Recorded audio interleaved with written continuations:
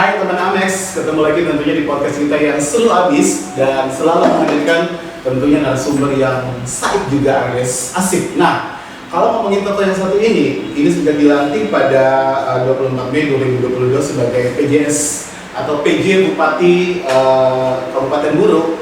Banyak hal yang ada di otaknya bagaimana sebenarnya bekerja. Satu sisi sebagai Kepala Dinas Pendapatan Daerah Provinsi Maluku dan satu sisi juga sebagai seorang Bupati Kabupaten Buru. Ada Dr. Jalaluddin Salampesi di podcast Amex kali ini. Apa kabar Pak Bupati? Alhamdulillah baik. Sehat Pak? Sehat pemirsa dimanapun Anda berada. Kita dengan Bung Jen yang luar biasa selalu memberikan yang terbaik untuk membangun Maluku tercinta. Ya, sama mungkin dengan Pak Bupati. Kalau memberikan yang terbaik, artinya bahwa kinerja itu harus terukur ya Pak Bupati ya. Oke, seperti biasa nanti kalian bisa subscribe di channel YouTube kami dan juga bisa like dan juga komen. Baik, Pak Dokter, ini kalau kita lihat sejak dilantik itu, sebenarnya yang ada di pikiran ini udah banyak banget nih Pak. Banyak banget. Ya Kak, bagaimana sebenarnya tugas-tugas sebagai Kadis pendapatan daerah juga tidak boleh ditinggalkan. Sementara daerah Buru membutuhkan Bapak juga nih Pak. Pak Dokter sebagai seorang PJ Bupati di sana. Saya mau nanya nih Pak, bagaimana nih pada saat dilantik yang ada di isi otak Pak Jan itu apa sih Pak? Ya, kita harus memahami bahwa gerak langkah kita sebagai seorang birokrat mengacu pada visi yang jelas. Oke. Visi kita mengacu pada visi pemerintah daerah, ya, visi Pak Gubernur Maluku. Kemudian visi Kabupaten Buru. Visi Maluku itu adalah Maluku yang terkelola secara jujur, bersih dan melayani, terjamin dalam kesejahteraan dan berdaulat atas gugusan kepulauan.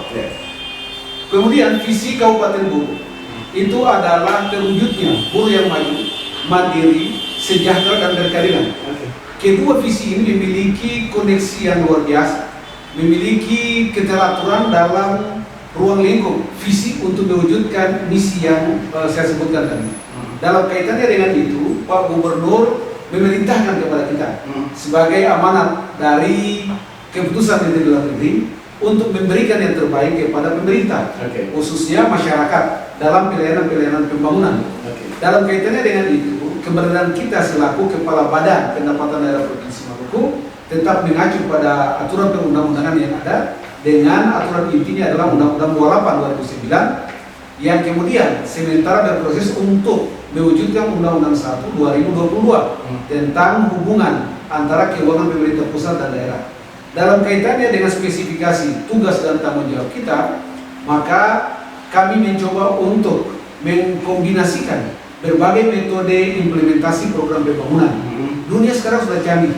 Kita dimanapun berada bisa melakukan program-program pembangunan, bisa menginstruksikan kepada staf kita, kita bisa memberikan arahan kepada staf kita tentang rencana dan implementasi yang harus dilakukan.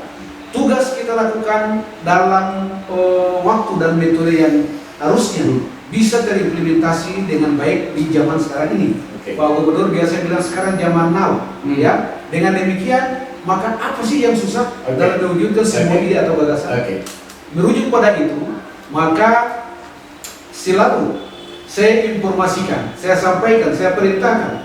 Kita berpikir tentang konteks waktu. Waktu kita terdefinisikan dalam 24 jam. Kemudian cuma 365 hari atau 12 bulan.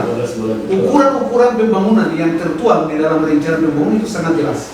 Untuk mewujudkan visi tadi, maka misi diturunkan secara sektoral, baik di provinsi dalam tugas saya selaku Kepala Badan Pembangunan maupun tugas selaku penjabat Bupati Buru. Dalam kaitannya dengan itu, maka saya sinkronkan, saya padu sepadankan bagaimana berada di Buru, tapi tetap kerja di Kota Ambon, dalam hal ini Badan Pendapatan Daerah. Demikian halnya saya berada di Ambon, tetap bekerja dan memberikan instruksi kepada seluruh staf di Buru. Jadi supporting staff sangat juga memberikan dengan mengacu pada berbagai elemen-elemen pendukung yang kemudian merupakan variabel yang mensukseskan program-program yang terdefinisikan di dalam pemikiran-pemikiran dan ide gagasan tadi. Ya, Pak Jal, kalau kita lihat kan sebenarnya tadi Pak Jal udah bilang gubernur ini zaman now, artinya bukan kolonial, ya kan?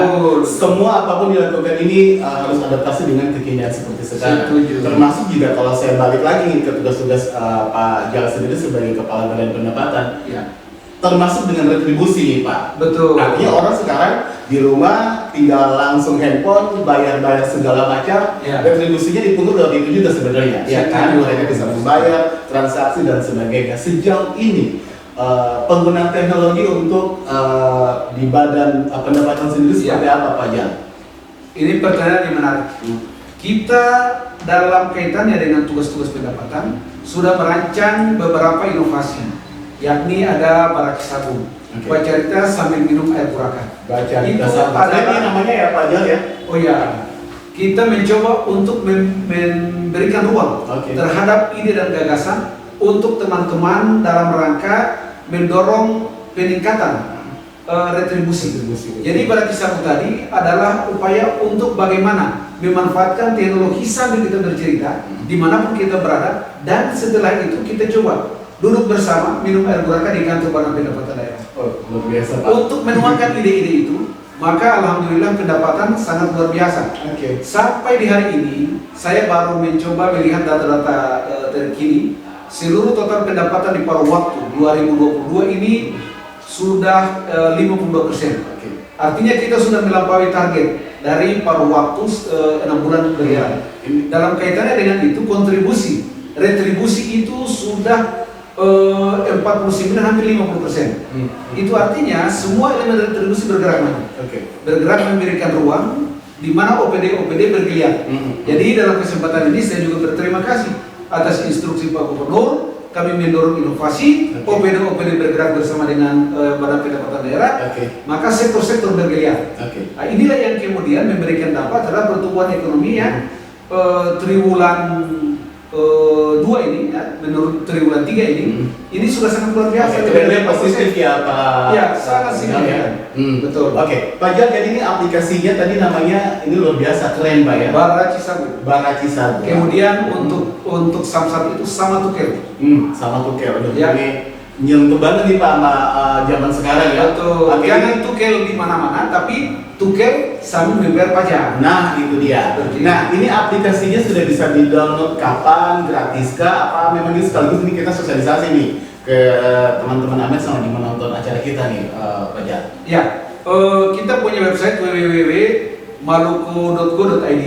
Nah, jadi untuk samsatnya masuk ke ruang itu, kemudian bisa nantinya mengkompilasi dengan teknologi yang sudah ada. Tetapi di situ ada beberapa kanal yang sementara juga kita perbaharui untuk memanfaatkan kanal-kanal modern seperti GoPay, kemudian Indomaret dan lain-lain. Ini yang sementara kita dorong, mudah-mudahan kita akan launching dalam 1-2 bulan ke depan sebagai wujud dari dukungan untuk memanfaatkan teknologi, ya, terutama mendorong kaum muda, kaum milenial yang memiliki kendaraan untuk membayar pajak.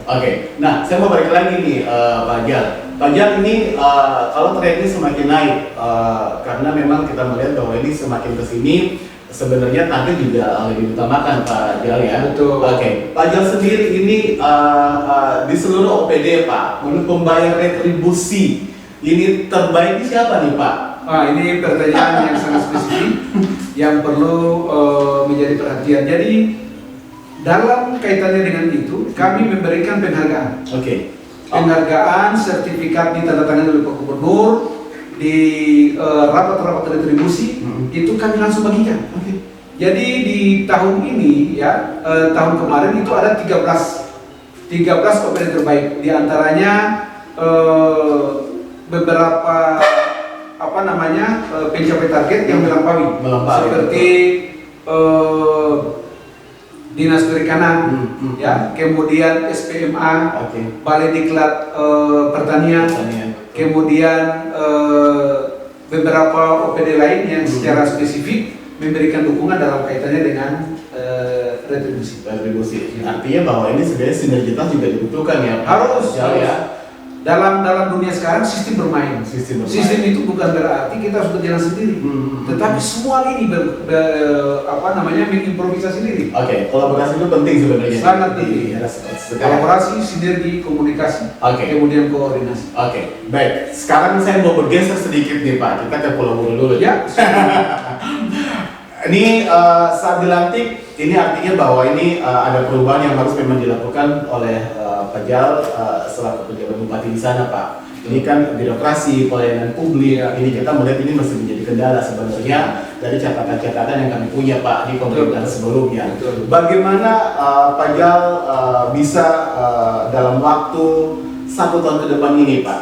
Ya, artinya di tengah waktu ini sampai nanti di 2024 pelayanan publik, birokrasi yang ada di Kabupaten Buru itu Bapak bisa rubah walaupun nggak terlalu signifikan, tetapi ada perubahan yang dirasakan Pak oleh masyarakat yang ada di Pulau Buru sendiri. Betul. Saya punya prinsip, ya, karena dimotivasi oleh Pak Gubernur, ya, Pak Murad Ismail, kemudian Ibu Widya menyampaikan pesan penting. Jangan melihat hari kemarin, tapi berbuatlah untuk hari ini dan hari esok. Kemudian wujudkan sampai ke tingkat paling rendah, yakni di tingkat pedesaan. Dalam kaitannya dengan itu, berbagai upaya yang kami lakukan dengan mengevaluasi indikator kinerja utama, ya, kemudian indikator kinerja kunci. Indikator kinerja utama yang berfokus pada variabel-variabel makro. Kita mengevaluasi pertumbuhan ekonomi, stunting, disparitas, kemudian kemiskinan, ya, penyerapan tenaga kerja, dan beberapa hal yang terkait dengan dukungan sosial kemasyarakatan. Dalam kaitannya dengan itu, indikator kinerja kunci kita menukik pada tupoksi sektoral pada masing-masing OPD. Variabel-variabel penentu per sektor kita evaluasi dan kita lakukan pembenahan secara mendasar dengan memperkirakan kebutuhan anggaran dan kebutuhan implementasi pada program yang disusun. Misalnya untuk sektor kesehatan, ya, stunting misalnya. Stunting merupakan bagian yang memberikan dukungan terhadap kehidupan anak-anak kita yang layak, ya, sebagai generasi masa depan dan merupakan variabel pendukung di dalam satu subsistem kesehatan secara keseluruhan. Dalam kaitannya dengan itu, kami menginformasikan kepada Ibu Duta Parenti, Ibu Widya Murad Ismail, alhamdulillah ibu yang sangat luar biasa, mengunjungi kami, memberikan motivasi kepada kami melakukan berbagai langkah yang strategis dan sangat meyakinkan. Dari data yang ada, stunting kami itu 31,17%. Di tahun 2022 ini, perayaan 17 Agustus kami lakukan, kami fokuskan di halaman kantor bupati. Tetapi setelah itu, seluruh OPD kami giring untuk melaksanakan upacara khusus. Bagaimana mendorong kita berada pada lokus stunting untuk menyerahkan makanan tambahan, pemeriksaan kesehatan, posyandu, kita pusatkan dalam satu kegiatan di desa Kecamatan Waplau. Sangat luar biasa. Beberapa masyarakat warga dari berbagai desa di Kecamatan Waplau duduk di situ, kemudian balitanya ditimbang, stuntingnya diberi makanan tambahan, ibu-ibunya diberi ASI, program KB juga jalan. Kemudian kita menginformasikan beberapa dinamika penting yang harus dikuasai, yang harus dipenuhi, yang harus dipahami oleh warga masyarakat kita. Dan itu kita lakukan.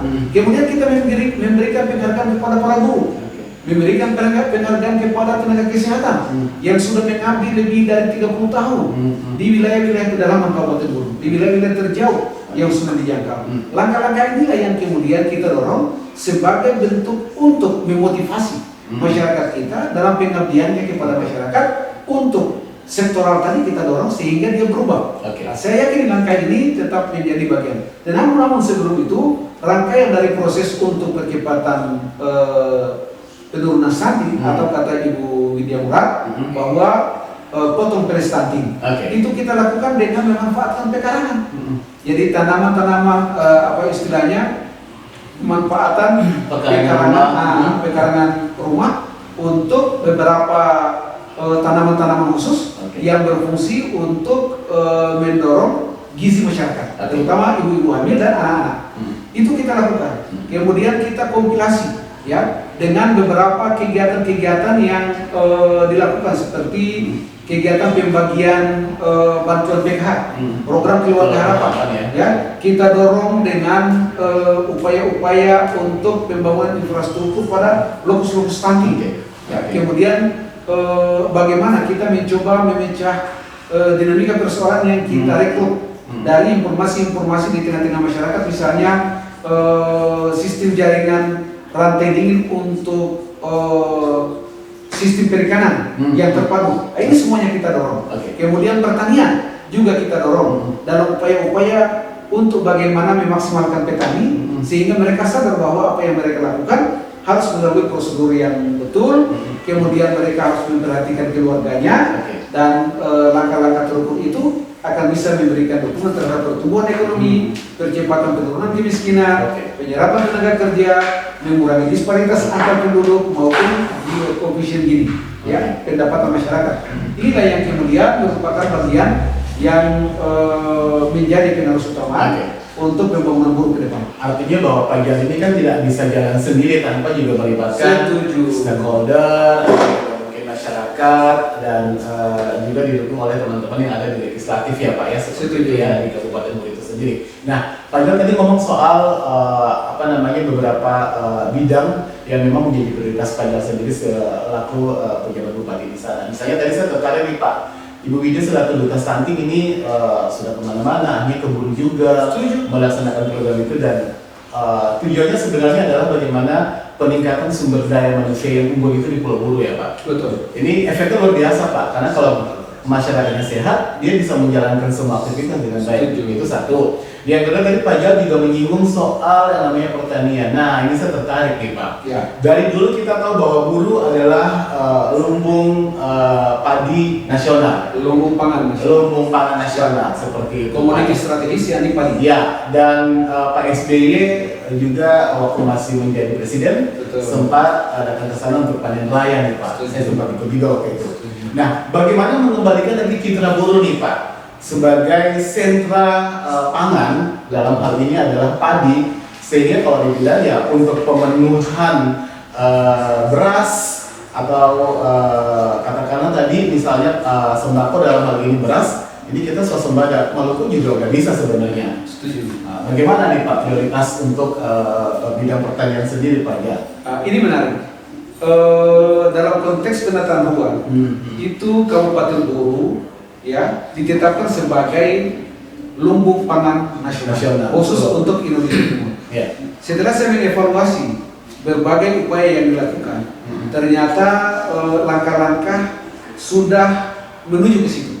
Yakni kita punya overproduksi ya, yang lebih itu kurang lebih 36 ton.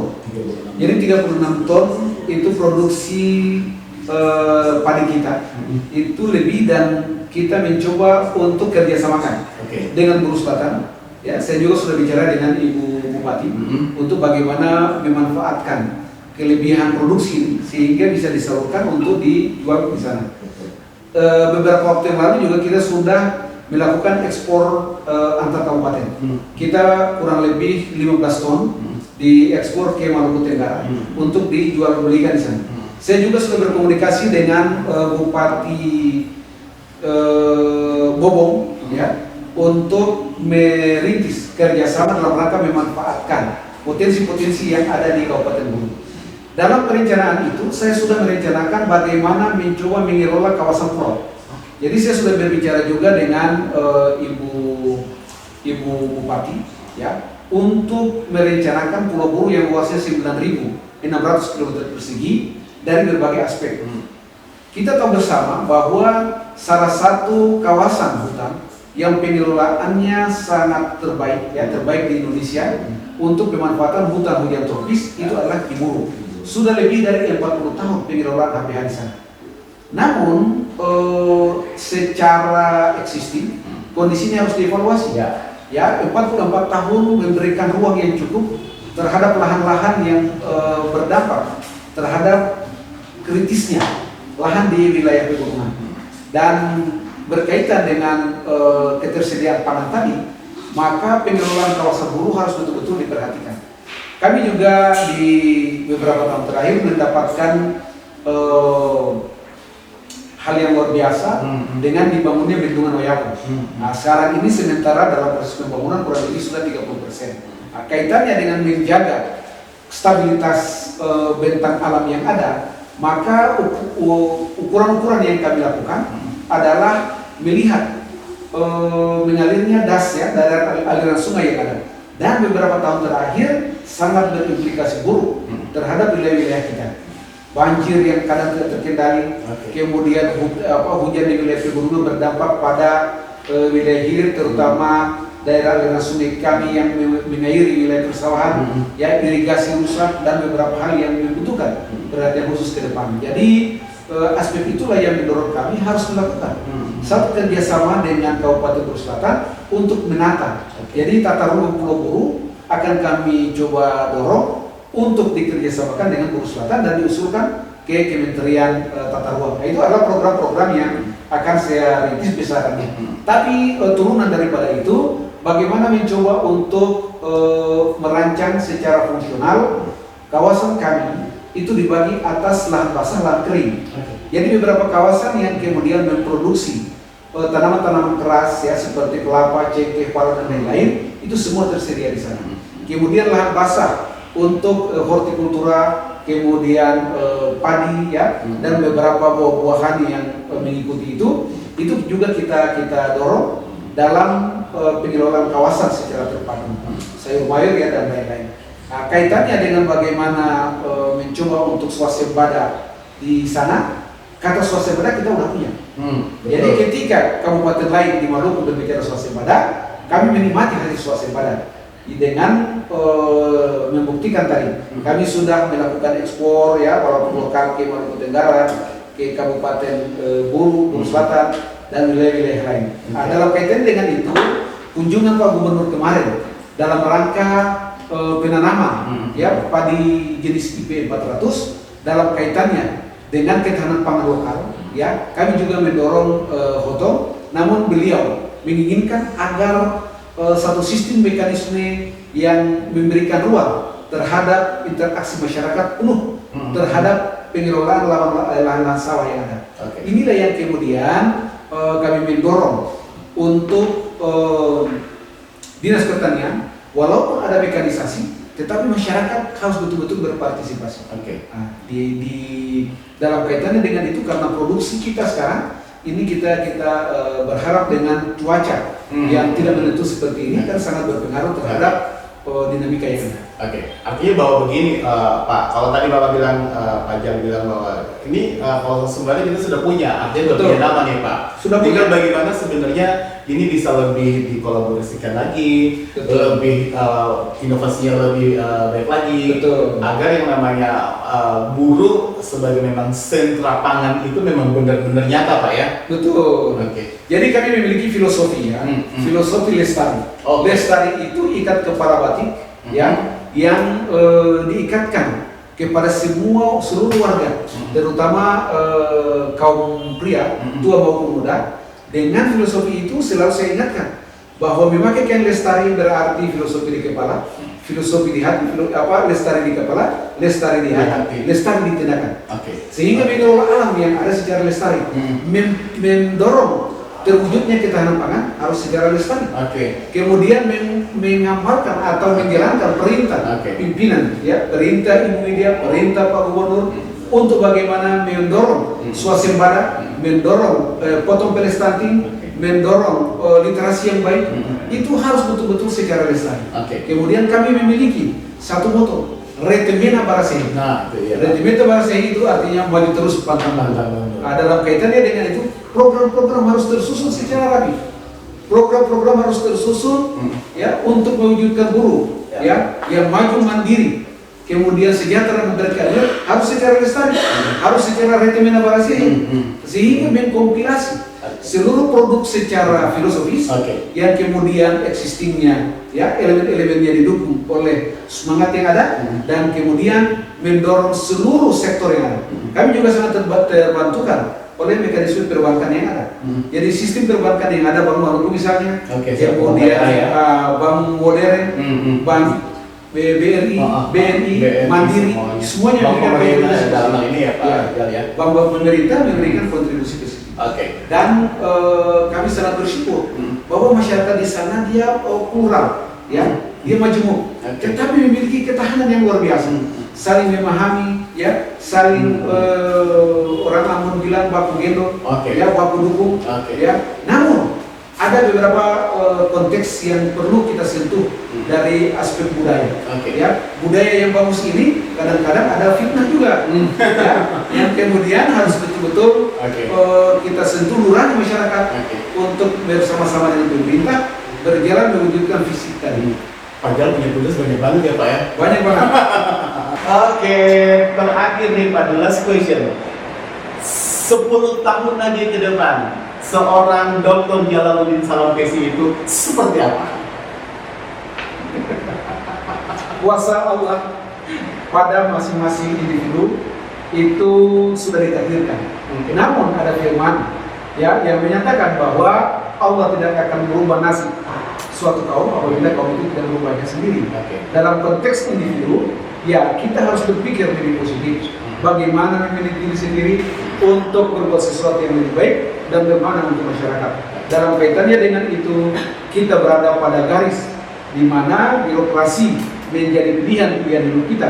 Untuk itu, maka jalur yang kita tempuh bisa mengantarkan kita mungkin ke dunia politik, mungkin nanti beda jual yang lain. Dan kebetulan karena saya sendiri punya aktivitas selaku Sekretaris Wilayah Muhammadiyah, kemudian Ketua BPH, ya, Badan Pengurus Harian Universitas Muhammadiyah Maluku. Dalam kaitannya dengan itu, mungkin selain pemerintah bisa pilihan berikut adalah sebagai tenaga edukasi atau tenaga dosen di Universitas Muhammadiyah. Aduh, Terima kasih. Oke, baik, luar biasa Pak Ajal obrolannya hari ini, artinya bahwa semua yang Pak jalankan, jalani pada saat ini adalah semuanya dengan hati dan itu mengalir saja ya. Setuju. Oke, terima kasih Pak Ajal obrolannya, juga terima kasih kepada Anda teman Anex yang sudah menonton obrolan kita di podcast kali ini. Sampai jumpa, semoga ada nilai positif yang bisa diambil dari obrolan saya dengan Dr. Jalaluddin Salampesi, pejabat Bupati Guru. Sampai jumpa.